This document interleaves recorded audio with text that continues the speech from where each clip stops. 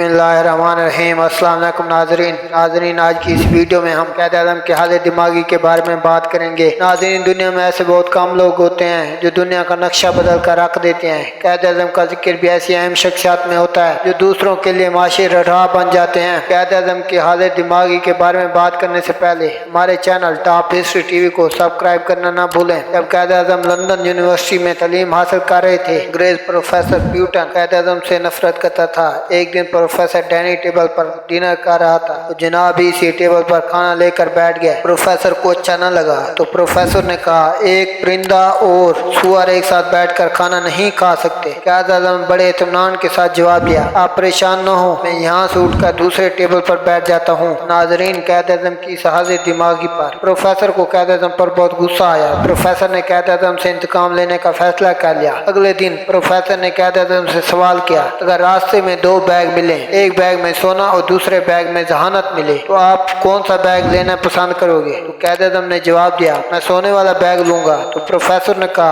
अगर मैं होता तो जहानत वाला बैग लेता। तो क़ायद आज़म ने हाजिर दिमागी से जवाब दिया, जिसको जिस चीज की कमी होती है वो वही चीज लेता है। एक मरतबा एक ताजिर आपके पास एक मुकदमा लेकर हाजिर हुआ, मैं चाहता हूँ कि आप इस मुकदमे में मेरी वकालत करें। ताजिर ने मोहम्मद अली जिन्ना से इसकी पेशी की फीस पूछी। तो मोहम्मद अली जिन्ना ने कहा, मैं मुकदमे के लिहाज से फीस नहीं लेता, बल्कि मैं दिन के हिसाब से फीस लेता हूँ। तो ताजिर ने कहा, कितनी फीस लेते हैं? क़ायद आज़म मोहम्मद अली जिन्ना ने जवाब दिया, 500 दिन का लेता हूँ। तो ताजिर ने कहा, मेरे पास अभी 5000 हैं, आप मेरा मुकदमा लड़ें। तो क़ायद आज़म ने जवाब दिया, मैं आपका मुकदमा नहीं लड़ सकता, हो सकता है ये मुकदमा तूल पकड़ जाए तो रकम मेरे लिए नाकाफी हो, बेहतर है कोई और वकील चूज करें, तो क्योंकि मैं फी पेशी 500 रुपये लेता हूँ। चनाचा क़ायद आज़म ने यह मुकदमा लड़ा और जीत गया। ये मुकदमा सिर्फ 3 पेशों में जीत लिया और अपनी फीस 1500 वसूल की। ताजिर ने इस कामयाबी की खुशी में क़ायद आज़म को 5000 की पेशकश की। मेरा हक सिर्फ 1500 रुपए पर था,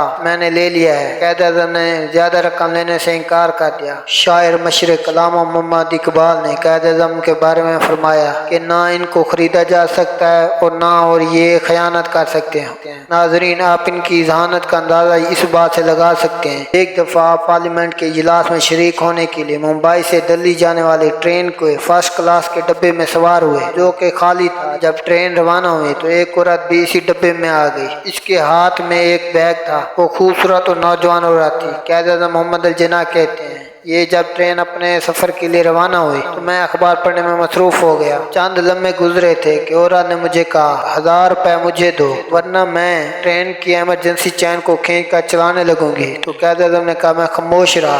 सूरत बहुत ज़्यादा शर्मनाक थी और सफ़र भी बहुत लंबा था। इसने 3 मरतबा अपनी ख्वाहिश की डिमांड की, लेकिन मैं खामोश रहा। इस तरह महसूस करवाया जैसे मुझे कुछ सुनाई नहीं देता। आखिर वो मेरी हरकत से हैरान रही और इसने मेरा बाजू पकड़ कर हिलाया और फिर से वही बात दोहराई। मैंने अपने दोनों हाथ कानों पर रखे और मैंने इशारा किया, मुझे कुछ सुनाई नहीं देता। मैंने इसे कागज और कलम दिया कि वो ये बात मुझे लिख कर समझाए। इसने गुस्से में ये लिख के दिया, मुझे 1000 रुपये दे दो, वरना मैं तुम पर इज्जत लूटने का इल्जाम लगाऊंगी। क़ायद आज़म का कहना है कि इसका ये लिख के देना था कि मैंने ट्रेन की चैन खींच दी। कुछ लम्हों में ट्रेन रुक गई और वहाँ पे खड़ा गार्ड आ गया। मैंने वो पेपर इसे थमा दिया और इसे गिरफ्तार कर लिया और मैं सफर पर रवाना हो गया। इनको इस बात की नसीहत मिल चुकी थी कि मैं कभी भी खाली डब्बे में नहीं बैठूंगा, बल्कि पब्लिक के साथ बैठूंगा। एक दफा क़ायद आज़म अपने ड्राइवर के साथ कहीं जा रहे थे कि रास्ते में इन्हें एक खातून मिली जिसने लिफ्ट मांगी। रात का वक्त था, दीगर ट्रांसपोर्ट भी बंद थी। चनाचा क़ायद आज़म इसी सूरत